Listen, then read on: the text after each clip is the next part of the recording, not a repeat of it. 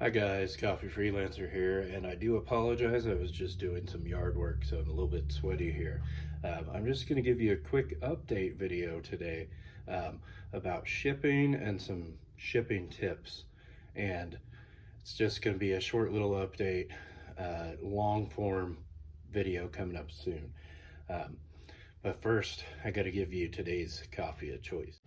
So today's coffee of choice is again Folgers Black Silk, which is a darker Folgers blend. And again, we usually like to have local fresh beans, or we buy beans from Starbucks or wherever.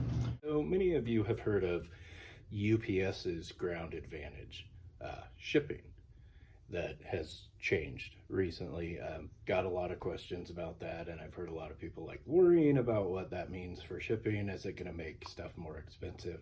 And actually, not to worry. If items are a little bit lower in ounces, you're actually going to save a little bit of money. And if it's, the items that are still over a pound, are going to be very similar in price actually.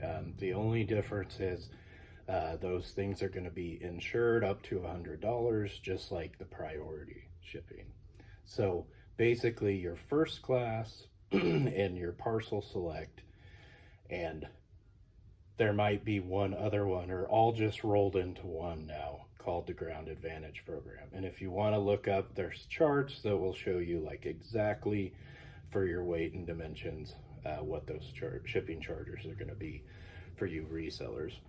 And the only other things I have today was just a couple of like shipping tips for maybe people that are newer to reselling, or people that just are curious how I ship. And most small items I ship in poly bags. So if you have not done poly bags yet, I highly recommend looking on Amazon or even eBay and just ordering a bunch of like, what I order is like 10 by 13 poly bags. And the majority of your items, unless you're selling like large things, can fit in those, and they're very light. They're less than an ounce, so it's not going to add to your shipping charges.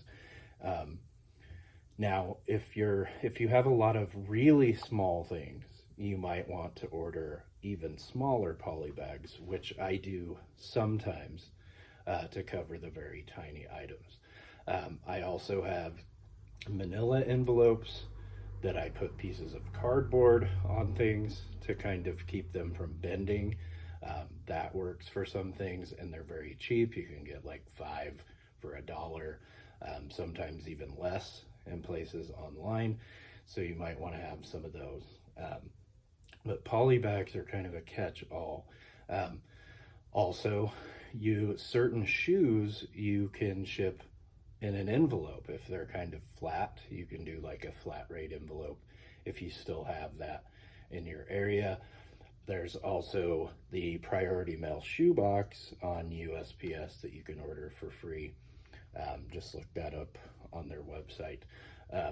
But oftentimes I find that you can still get a lower priority rate by using your own shoeboxes. So just keep a bunch of those. And that's all I have for you today. Just a couple of tips. And keep on drinking that coffee. And keep on freelancing. Have a good day, guys. See you later.